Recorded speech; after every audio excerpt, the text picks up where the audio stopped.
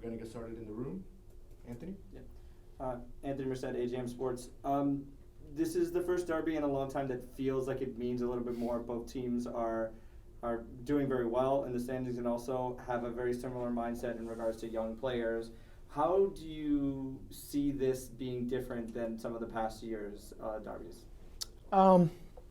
I agree. I think it's definitely got a different feel. Both teams are fighting for a solid league position, improve the league position. We're in good positions, but I think if previous years, maybe last year, we were both fighting to get in, and obviously they made it just in, we made it just out. So I think it's different for us. It's the early home derby. We're normally in around September since I've been here. So I do think the intensity feels a little bit different. We're both in form. We're both want to retain that form and both playing well, creating chances, scoring goals. So I think both sets of fans have a huge desire to continue to have their team winning, and we definitely share that as coaches and as players.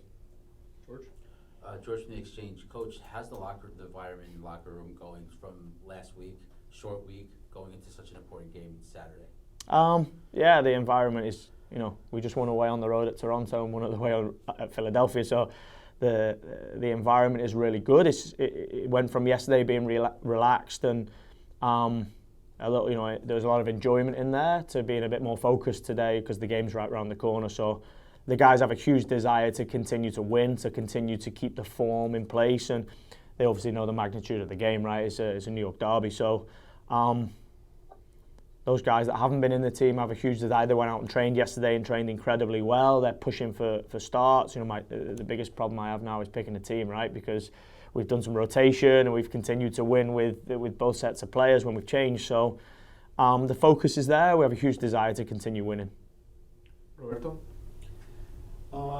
Nick, this isn't the same Red Bulls that you're accustomed to facing. They've changed under Sam Schwartz. They seem to have changed the way that they play. They're not pressing all the time. They have, different strategies depending on what point of the game. How do you prepare for this team versus other teams, and what changes for you? We prepare for everybody. We scout everybody in the sense of look at them in depth, look at who they are from the data, look at who they are from the video, come together as coaching staff. We'll go through them thoroughly, and we have done. So I agree they're different, but different coach, so different coaches have different ideas. But good results in form. I think they still have the same or a very similar sort of model in the sense of counter-attack. They score a lot of goals. They're very strong in counter-attack. They're very strong on set play. But I agree they play a little bit more and they have the ball. So there's huge opportunities for us there because I think we've really improved as a pressing team this year. So, we're prepared for a difficult game, but we have to make sure that we play our best football. The nature of the league, right? It's super competitive whoever you play. So you have to prepare well. We're at home though, so we want to make sure that we entertain the fans and we do them right. Mohammed with the Exchange. Coach, so you just spoke about the rotation that you had. How do you, as a coach, how do you deal with all that squad depth that you have? Is that a good thing or a bad thing on your end? That's a really good thing compared to last year when, we didn't have the ability to rotate maybe and we didn't get some players in form. I think, we had a huge desire this year to build a roster that and have a squad that we could almost attempt to periodise form, right? We want to, everybody's not going to play well all season. I think the likes of Bert Rees, Thiago Martins, James Sands, Matt Freese have been consistent from game one, but we've been trying to find form across the front three. We've been trying to find goal chances from all over the pitch, and I think, getting Hannes into form now. Malachi came in at Toronto and played well. Agu went in at Philadelphia and played well. So being able to rotate, I think Munsef came out, Martinez went in and scored 2. I was really pleased that Andres Pereira went in and had 2 back-to-back top games because he nicked an injury in pre-season and it took him a little bit of getting going. So one thing I said pre-Toronto to the team with a 3-game week is it's a real test. It's a real test of your togetherness as a group when you chop and change. And it's a real test of your training program because you take guys out that may have played well and you put guys in. And I think we managed to keep our form and guys have managed to impact the team. So I'm really pleased with that, but it has to continue. Going on to the Zoom, Michael Ender. Nick, Mike Ender from Blue City Radio. I apologize if this was asked. The feed entered late, but 2 questions. You mentioned rotation So curious about your thoughts about left back, because Kevin O'Toole has obviously played a lot of soccer, and with Tanasiewicz being suspended, was that something that has to alter your plans? On the Kevin piece, I think we're aware of it. I don't think it's an issue at the moment. He's an incredibly physical guy. He's in really good condition. He is an incredibly professional player in the sense of how he takes care of himself, how he recovers. So I don't think it's a problem now. I think it could become something that we consider later on in the season, because we know the brutal nature of MLS with travel, with time zones, with climate, with the amount of games of scheduling that it's going to be difficult for one guy to play all the time. I had the ability to take James out in Philadelphia, which we need that sort of opportunity with Kevin. And Christian McFarland is working hard. He's away with England at the moment, but when he's called, I think he'll be ready, and I'm fully confident that he's a guy that people will really enjoy watching play with the offensive nature of how he plays from left back. Tane is out. Does it affect my plans? Not really, because I have a solid squad. I have Tavon Gray that can play at central defensive. We have issue there. I can put Justin Hack in there. James Sands has played as a central defender, so Andres Pereira's gone in and played well. So, I think, I said before, building a balanced roster was always our aim for this season, and at the moment it is paying us back. Michael Allen. Hey, Coach, Michael Allen from Post Soccer. Just a question about Talis Magno. He's only seen about 7 minutes of total playing time this season. How is he progressing, and is he in your plans for selection in the team, and the first team in this weekend? He's in the plans. Yeah, he's made the bench over the last 2, 3, 4 games maybe. He's definitely in the plans, and he's working incredibly hard. But you can see across those positions they're incredibly competitive. Julian Fernandez is really desperate and really determined to get a game, working incredibly hard on the training pitch. Hannes has come into form, which has made it complex to rotate in that position, because goals and assists of what we had a huge desire to add to our team. Agu and Malachi have shared. Andres Jason is training like an animal, so he's really competitive across those front positions. That was one of the reasons why we looked at Alonso Martinez in the 9, right? Because we needed goals across the front position. So Tales is pushing. He has a huge desire to get some football. The injury was unfortunate to him, but no, he's in the squad. He's in contention, and when the moment is right for him, the opportunity will be there. Andrew Lee. Hi, this is Andrew Lee from Hudson River Blue. So you've been through a number of these games with the Red Bulls over your time with NYCFC, but you have a number of guys that you've relied on this season that maybe have not played in Hudson River Derbies. What do you do differently, or what do you kind of say to them throughout the week, yourself and other members of the team, to sort of prepare the new guys like Wolf or Ojeda or Malachi for this kind of game? Yeah, I think the reality is those guys have come from really big teams, right? So they know the magnitude of a local derby, whether you've came from Bundesliga or you've came from the Argentinian league, whether Jovans came and played in the Belgrade derby. That they've played in these type of games, and if they don't know, the likes of James Sands, Thiago Martins, those guys, Keaton Parks, Tavon Gray, who have played in those games, are going to make sure that they know. I have no worries over our understanding of the magnitude of this game, and I think ultimately our team has a huge desire to be a winning team, and at the moment we're winning football games, and the only way that you become a winning team is to continue to win football games. So we've prepared well, got back from Philadelphia, recovered, trained really well today, prepared hard, and we'll go into the game with a huge desire to continue to win. Coach, you spoke a bit about that rotation and about having to tell players who are doing well that, hey, maybe this isn't your game. Can you go into a little more detail? Like, what are those conversations like, especially with players who are feeling really motivated and want to stay in that starting lineup?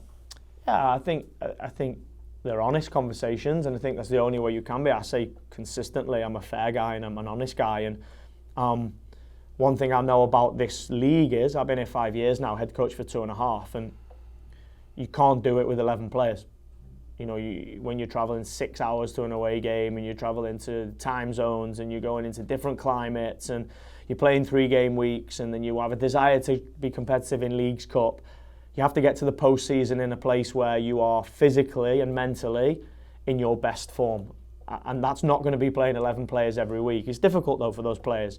I think the aim is to not take players out when they're in real form, but also every player is different, right? The experience level of each individual, the amount of games they've played. I think for my staff and for myself, it's about taking players out before they have that huge dip in their performance, because we want to retain the level that our team can output. So we're consistently communicating with the guys, we're looking at footage, we have a great performance team here, and every decision I make is the right decision for the team. Maybe I don't get them always right, but that is ultimately the aim for me. Scott on the Zoom. Hey Coach, how are you? Scott Church, Street Pump Sports. Flipping focus a little bit to RBNY in this case.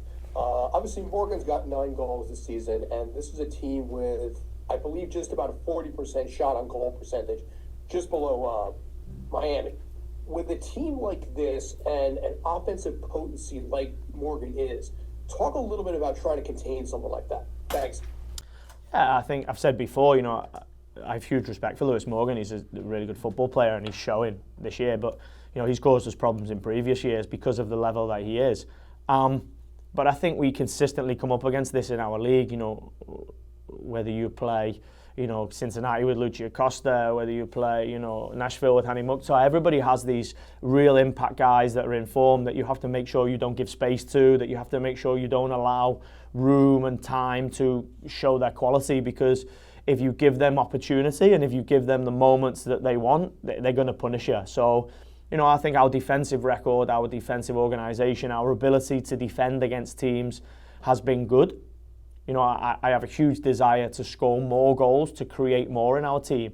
But one thing from last season we have to retain is the defensive solid, how solid we were, how many goals we gave away, how much chance we gave away. We have to keep that. So, if we can be as good as we were last year, we can contain these guys and these teams. So, it's about hard work, right? We want to improve one part, but we want to retain the other, and we have to make sure that we continue to do that. Javier?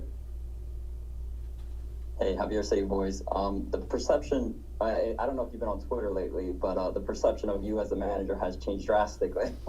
Do you look into that? And what do you say to the naysayers who kind of didn't believe in the process, believe in it now? I'm not on social media, so I don't see it. That's the first part. So I think, I've said before, I think as a head coach, I've realised and I've learned that as head coach, you're either under siege or you're about to be under siege. So for me, it's about just the process and the review. And I get it. I understand the desire of our football club and our organisation and our fans and myself is to be a winning team. I just want to win. And we did in 21. We nearly did in 22. And the reaction to 23 is pretty normal because the expectation level and the aims is to continue to win. And I have to look at the logical reasons why we have a dip in our performance, why we're not winning football games, why our standard has dropped, and then I have to build a plan and a strategy and a process to make sure that we get there as quick as possible. And I believed our pre-season was really strong and gave us a foundation. I believe that there was areas of our performance in Charlotte and in Portland and in those games where we weren't picking up points. There was areas of the performance that showed huge progress, but there was areas that were harming our ability to get results, and we had to fix them quickly. And the progress, I said in post-match in those games, that as head coach, you have to react from a higher perspective than emotion. The emotion is the initial reaction, but you have to have the perspective of why and work out how. And we've got to that place, but we have to continue it now. We haven't achieved anything. We've achieved form, and we've achieved the ability to put points on the board, and we have to continue to work as hard and as relentless, with a huge desire, with a togetherness, with everybody we have at the football club, to continue to put results on the board, and then we have the opportunity to win. So for me, we're in form. It's about how we continue to retain that form. Final one, JR. Hey, JR DeBart, Blue City Radio. Just on that topic of togetherness, you've said a number of times recently that the guys on the club are very close with each other. I'm curious, as a manager, how have you been able to keep the chemistry so high on the club with so many young players and with so many of those young players fighting each other for minutes? I've said before, is really high-class management, but I'm joking. No, I think I'm really lucky with Brad Sims, with David Lee, with our recruitment team, that a huge part of our recruitment is character, is going into the guys that we recruit, not just their ability as football players, but the types of people that they are, the ambition that they have, the desire to be successful, to improve. You know, it's a huge part of the way that we recruit, is wanting to be better than you are when we bring you in. And as a young player, you have to have that. And we have a lot of young guys, right? So I benefit from that as a head coach. And then when they come in, I think it's my staff's job, it's my job as manager, it's, you know, the performance team's job to, you know, through those ups and downs, to make sure that we support the guys. You know, we have to challenge them when we're up, and we have to support them when we're down. And I think we have to be consistent, that, you know, the aim for us is to be better. We're winning football games at the minute, but there are many areas that we have to improve as a football team. There are many opportunities for us to be even better, right? We need to score more goals from offensive set play. We need to make sure that we don't give away the chances we gave away in Philadelphia. So, you know, for me, I think it's about everybody understanding that for us, the main aim is team goals. And if the team achieves, everybody within the team will get their individual success. And if the main focus is that team goal, we'll get it. And I will continue to say tough times breed strong teams. So if you are an honest team, and if you are a group of guys that are willing to work through the tough times, they will create you into a stronger group. It's only worth it if you work for it. It's only worth it if you work for it. I won't stop till they hear me now. I won't stop till I wear the crown.